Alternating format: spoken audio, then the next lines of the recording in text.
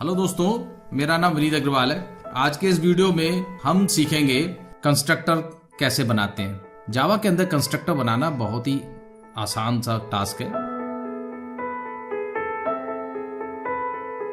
देखिए, कंस्ट्रक्टर और मेथड्स में थोड़ा सा फर्क होता है, लेकिन दोनों की बॉडी डिक्लेयर करने का तरीका एक ही होता है। बॉडी एक ही तरीके से डिफाइन की जाती है।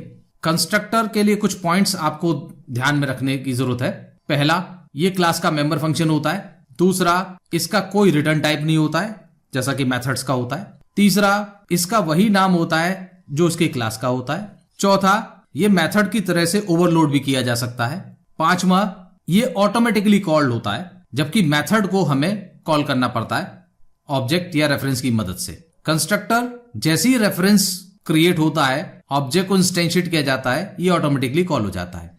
और सबसे ज्यादा इंपॉर्टेंट, जो अक्सर इंटरव्यू में इस पर बेस क्वेश्चंस पूछे जाते हैं, इनहेरिटेंस के केस में बेस क्लास का कंस्ट्रक्टर पहले ऑटोमेटिकली कॉल होता है, उसके बाद ही ड्राइव क्लास का कंस्ट्रक्टर कॉल होता है। रीजन है सिंपल सा कि बेस क्लास हमेशा पहले बनती है और ड्राइव बाद में बनती है। अब ये बेस और ड्राइव क्लास क्या होती हैं, ये हम इनहेरिटेंस के सेक्शन में, आगे के सेक्शन में हम समझने की कोशिश करेंगे। चलिए एक एग्जांपल की मदद से इसको समझते हैं। अपनी इस फाइल को सेव कर लेते हैं कंस्ट्रक्टर के नाम से। हमने क्लास कंस्ट्रक्टर बनाई। दोस्तों, घबराने की जरूरत नहीं है, कंस्ट्रक्टर कोई कीवर्ड नहीं होता। यहां पर मैंने क्लास को कंस्ट्रक्टर का नाम दिया है, उससे कोई फर्क नहीं पड़ता। जाहिर सी बात है, मैंने अभी आपको बताया था कि कंस्ट्रक्टर का नाम वही होगा जो क्लास का नाम होगा। इसके अंदर मैं एक सिंपल मेथड डिक्लेयर कर रहा हूं। हालांकि अभी इस कंस्ट्रक्टर की सिग्निफिकेंस आपकी समझ में नहीं आ रही होगी। मैं सबसे पहले आपको इस कंस्ट्रक्टर को रन करके दिखा रहा हूं, बना के दिखा रहा हूं। उसके बाद इसे किस तरह से उपयोग में लाया जा सकता है उसको बताऊंगा। पब्लिक कीवर्ड से मैं डिक्लेयर कर रहा हूं। यहां पर मैं एक सी नाम का ऑब्जेक्ट बना रहा हूं, इंस्टेंशिएट किया है और क्लास को मैंने क्लोज कर दिया, सेव कर दिया। यहां पर हम उसी पाथ पर हैं जहां पर अपनी फाइल को सेव किया था। कंपाइल करते हैं और रन करके देखते हैं। आप देख रहे हैं कि मैंने यहां पर इस कंस्ट्रक्टर नाम के मेथड को कॉल भी नहीं किया, ये ऑटोमेटिकली कॉल हो गया। चलिए कुछ बातों को जानने की कोशिश करते हैं, क्योंकि जनरली इंटरव्यू में इससे रिलेटेड कुछ क्वेश्चंस पूछे जाते हैं। मैं यहां पर सेमीकोलन लगाकर बाकी के पोर्शन को कमेंट बना रहा हूं। इसका मतलब है मैंने सिर्फ यहां पर ऑब्जेक्ट को डिक्लेयर किया है। क्या कंस्ट्रक्टर अभी भी कॉल होगा? कंपाइल किया, रन किया, कोई कंस्ट्रक्टर कॉल नहीं हुआ। इसका मतलब है कि हमारा जो कंस्ट्रक्टर कॉल हो रहा है वो इस न्यू कीवर्ड की मदद से कॉल हो रहा है। तो क्या हम सिर्फ इतना पोर्शन लिख दें तो हमारा कंस्ट्रक्टर रन होगा? चलिए देखते हैं।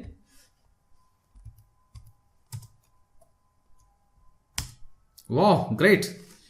इससे यह बात साबित हो गई कि जो कंस्ट्रक्टर ऑटोमेटिकली कॉल हो रहा है वो न्यू कीवर्ड की मदद से कॉल हो रहा है। अगर हमें कंस्ट्रक्टर को रन कराना है तो विशेष रूप से हमें इसकी आवश्यकता होगी। दोस्तों, इस एग्जाम्पल को थोड़ा मीनिंगफुल बनाते हैं। मैं यहां पर दो प्रॉपर्टी डिक्लेयर कर रहा हूं, ए और बी के नाम से, और इस कंस्ट्रक्टर के अंदर मैं उनकी वैल्यूज को इनिशियलाइज कर दे रहा हूं। इससे जब भी मैं ऑब्जेक्ट को यूज करूंगा, ये जो सी नाम का ऑब्जेक्ट है, जब भी इस ऑब्जेक्ट को यूज करूंगा तो इसकी प्रॉपर्टी ऑटोमेटिकली 10 और 20 से इनिशियलाइज होंगी।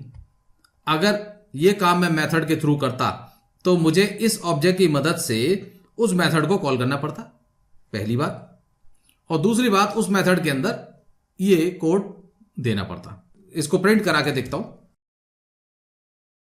मैंने लिया C dot A is equal to, मैं कॉन्कैटिनेट करके साथ के साथ दिखा रहा हूं, C dot A, C dot B is equal to C dot B.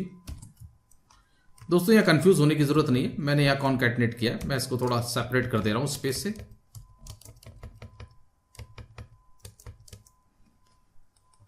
और देखते हैं कि क्या ये वैल्यू प्रिंट होती है। कंपाइल किया, उसका रन किया। यस, जो वैल्यू हमने दी थी, जिन वैल्यू से हमने इन वेरिएबल्स को इनिशियलाइज किया था, वो वैल्यूज हमारे सामने आ गई। तो इस कंस्ट्रक्टर की मदद से हमने ये जाना कि हमें किसी भी ऑब्जेक्ट के प्रॉपर्टी को इनिशियलाइज करने के लिए अलग से एफर्ट्स करने की जरूरत नहीं है। जैसे ही हम ऑब्जेक्ट को इंस्टेंशिएट करेंगे उसका कंस्ट्रक्टर ऑटोमेटिकली कॉल होगा और उसके साथ साथ उसके अंदर दी हुई सारी प्रॉपर्टीज ऑटोमेटिकली इनिशियलाइज हो जाएंगी। चलिए एक काम और करते हैं, इन दोनों लाइनों को कमेंट करते हैं, उसके बाद इसको कंपाइल करते हैं, रन करते हैं। तो आप देख रहे हैं चूंकि जावा के अंदर जितनी भी क्लास के मेंबर्स होते हैं उनको एक डिफॉल्ट वैल्यू से इनिशियलाइज कर दिया जाता है, ऑटोमेटिकली हो जाती हैं। तो वो डिफॉल्ट वैल्यू हमारे सामने प्रिंट हो गई है और अगर हम इसको अनकमेंट करेंगे तो हमें वापस वही आउटपुट मिल जाएगा। C++ के अंदर इनकी गार्बेज वैल्यू होती है और जावा के अंदर इनकी डिफॉल्ट वैल्यू होती है।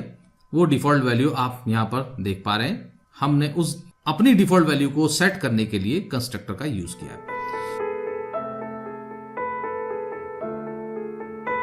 वीडियो के अगले अंक में मैं आपको बताऊंगा कि कंस्ट्रक्टर को कैसे ओवरलोड किया जाता है, यानी एक और कंस्ट्रक्टर बताऊंगा जिसको हम बोलते हैं पैरामीटराइज कंस्ट्रक्टर। यहां जो कंस्ट्रक्टर हमने यूज किया था वो है डिफॉल्ट कंस्ट्रक्टर। तो देखना ना भूलें मेरा अगला वीडियो।